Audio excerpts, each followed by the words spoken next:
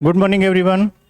आज की class 12th arts की है और हमारा सब्जेक्ट है ज्योग्राफी और ज्योग्राफी में एमसीक्यू और हम लोग वस्तुनिष्ठ प्रश्न करेंगे।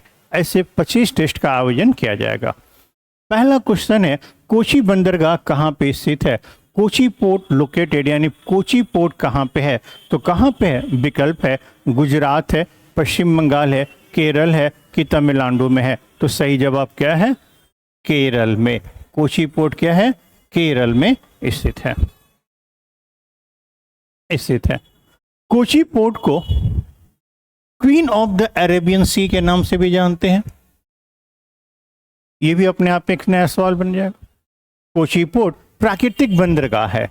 प्राकृतिक यानी नेचुरल पोर्ट है। नेचुरल पोर्ट या प्राकृतिक बंदरगाह कहने का अर्थ है कि यहाँ पे बंदरगाह निर्माण की स्वाभाविक परिस्थितियां क्या है? पहले से मौजूद थी।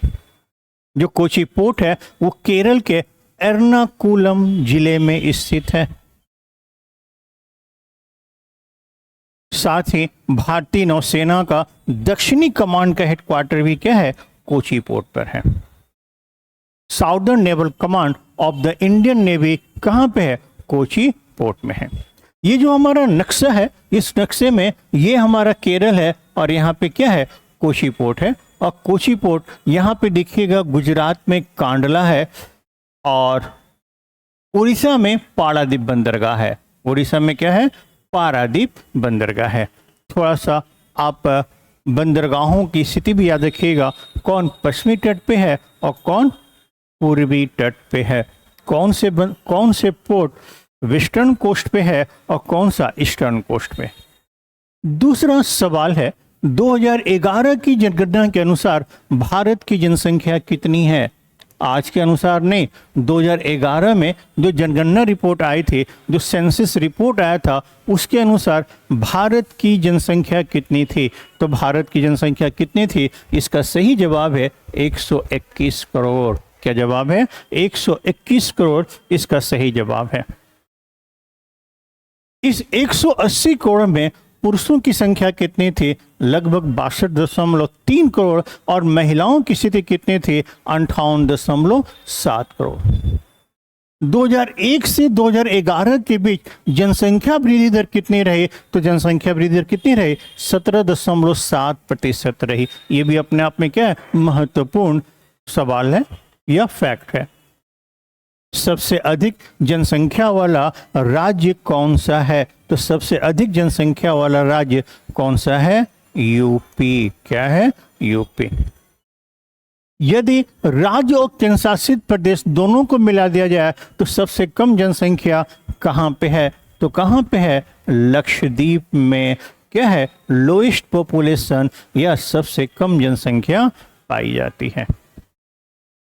आप हमें कमेंट कीजिए कि लक्षद्वीप किससे बना है? क्या वह किससे बना है या किस द्वीप का उदाहरण है?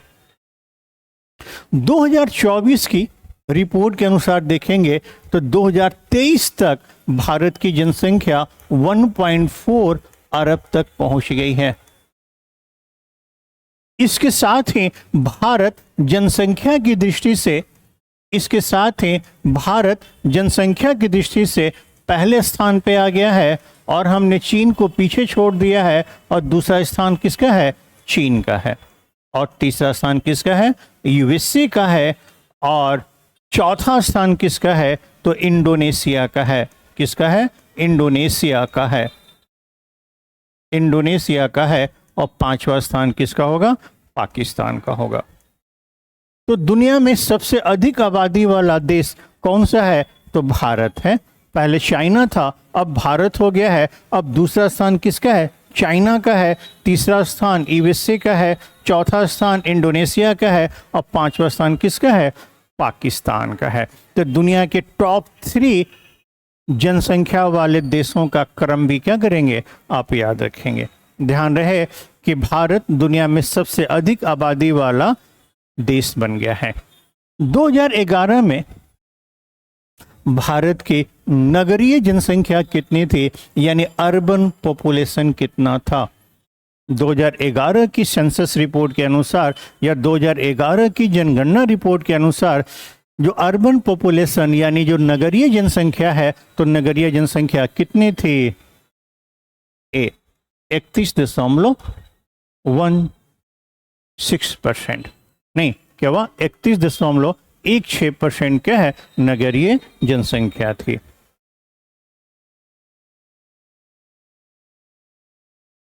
ग्रामीण जनसंख्या कितनी थी? तो माइनस करेंगे। भारत में तेजी से नगरीय जनसंख्या बढ़ रही है। क्यों?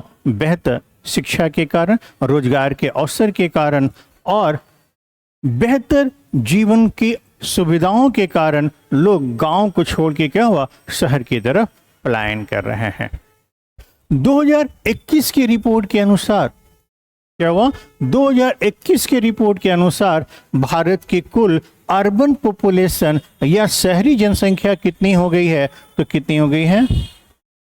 35.4%। तो ध्यान रखिएगा कि 2021 के अनुसार भारत की नगरीय जनसंख्या कितनी है? तो 35.4% है। और 2011 की जनगणना रिपोर्ट के अनुसार कितनी है? तो कितनी है? 31.16% है।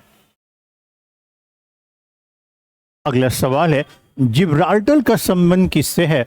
Gibraltar is related to which of the following? तो जिब्राल्टर किससे संबंधित है? सड़क परिवहन, रोडवेज, पाइपलाइन, समुद्री मार्ग, सी रूट, वायु मार्ग यानी एयरवे। तो जिब्राल्टर का संबंध किससे है? सी रूट से है। जिब्राल्टर का संबंध किससे है? सी रूट से है। ये क्या है? जल संधि है। क्या है? जल संधि है। तो जिब्राल्टर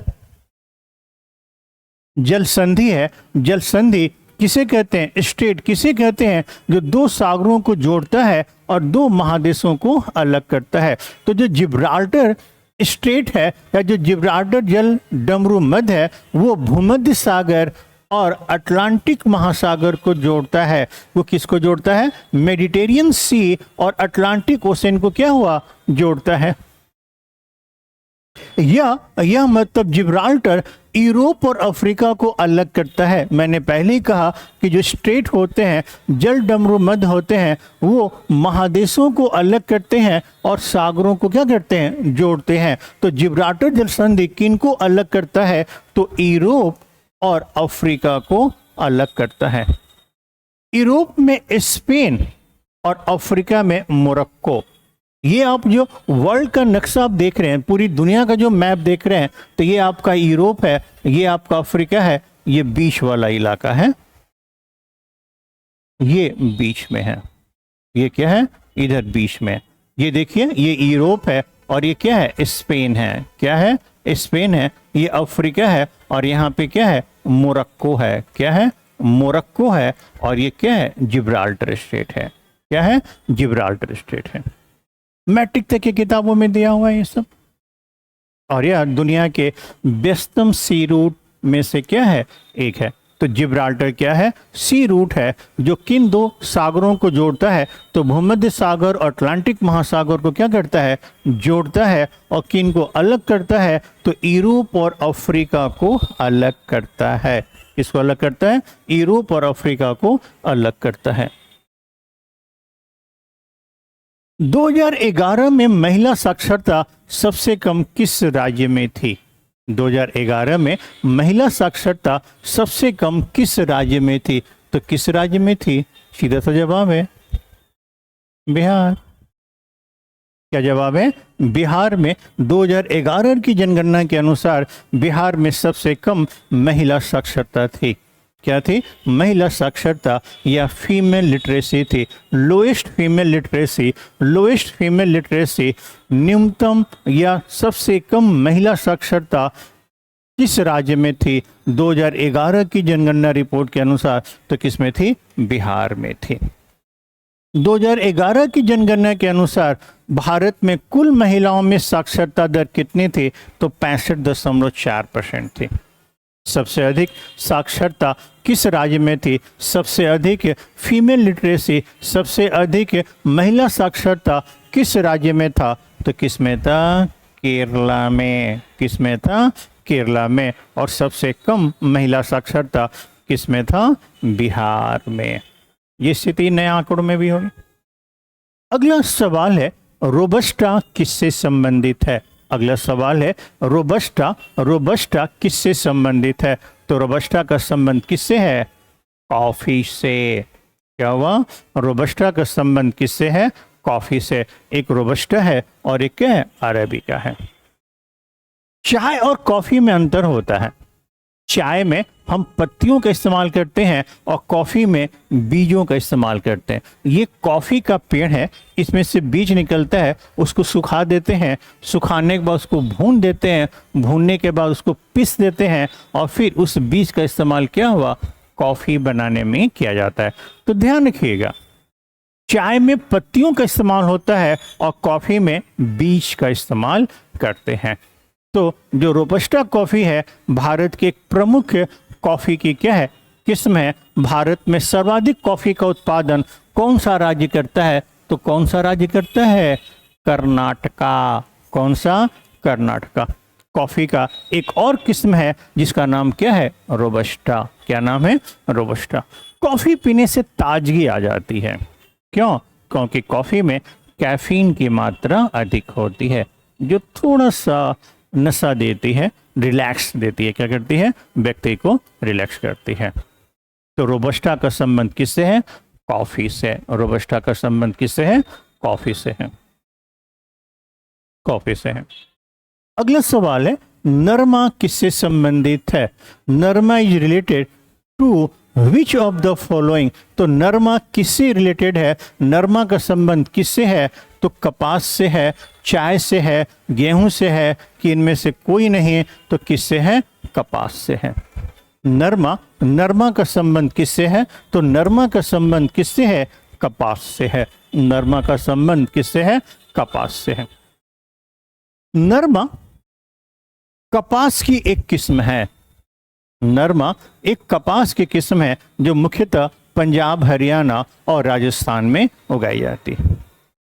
नरमा की विशेषता यह है कि सूखा प्रतिरोधक मानी जाती है, यानी काफी कम पानी में भी क्या हुआ? इस किस्म के कपास की खेती की जाती है। हम सभी जानते हैं कपास से धागे बनते हैं, धागे से कपड़े बनते हैं और धागे का इस्तेमाल टेक्सटाइल उद्योग या वस्त्र उद्योग में होता है। कोई दिक्कत नहीं। कपास का उपयोग किसमें होता है? वस्त्र उद्योग में होता है। एक और सवाल है कि कपास का वैज्ञानिक नाम क्या है? तो कपास का वैज्ञानिक नाम क्या है? गॉसिपियम। क्या नाम है उसका? गॉसिपियम कपास का वैज्ञानिक नाम है। कपास के उत्पादन में भारत का क्या है? दूसरा स्थान है। भारत में कपास का उत्पादन सबसे अधिक कौन सा राज्य करता है? तो कौन सा राज्य करता है? गुजरात पहला स्थान है और दूसरा स्थान किसका है? महाराष्ट्र का। दूसरा स्थान किसका है? महाराष्ट्र का। किस मामले में? कपास के उत्पादन में। भारत में एक और कपास का उत्पादन होता है, जेनेटिकली मॉडिफाइड, आनुवांशिक रूप से परिवर्धित कपास की खेती की जाती है। आप हमें कमेंट कीजिए उस परिवर्धित, आनुवांशिक रूप से परिवर्धित कपास की किस्म का नाम क्या है? चलिए मैं ही बता देता हूं, बीटी कपास। क्या नाम है उसका? बीटी कपास। अगला प्रश्न है बाजरा उत्पादन में अग्रणी राज्य कौन सा है? तो बाजरा उत्पादन में अग्रणी राज्य कौन सा है? मध्य प्रदेश है, महाराष्ट्र है, उत्तर प्रदेश है कि असम है? तो बाजरा उत्पादन में प्रथम स्थान किसका है? उत्तर प्रदेश का है। किसका है? उत्तर प्रदेश का है। वैसे अगर नए आंकड़ों के हिसाब से देखिएगा तो नए आंकड़ों से के हिसाब से देखिएगा तो नाम किसका आ जाएगा? राजस्थान का। किसका नाम आ जाएगा? राजस्थान का। तो आसाम को काट के आप राजस्थान जोड़ दीजिए तो बाजरा का अग्रणी उत्पादक राज्य कौन है? राजस्थान है। क्या है? राजस्थान। जो बाजरा है उसको मोटा अनाज भी कहते हैं और इसको पर्ल मिलेट भी कहते हैं। मोटे अनाजों को प्रधानमंत्री मोदी ने कौन सा अन्न कहा है? तो श्री अन्न कहा है। हमारे प्रधानमंत्री यानी पीएम मोदी ने मोटे अनाजों को क्या कहा है? श्री अन्न कहा है। क्या कहा है? श्री अन्न नाम दिया है। तो ध्यान रखिएगा।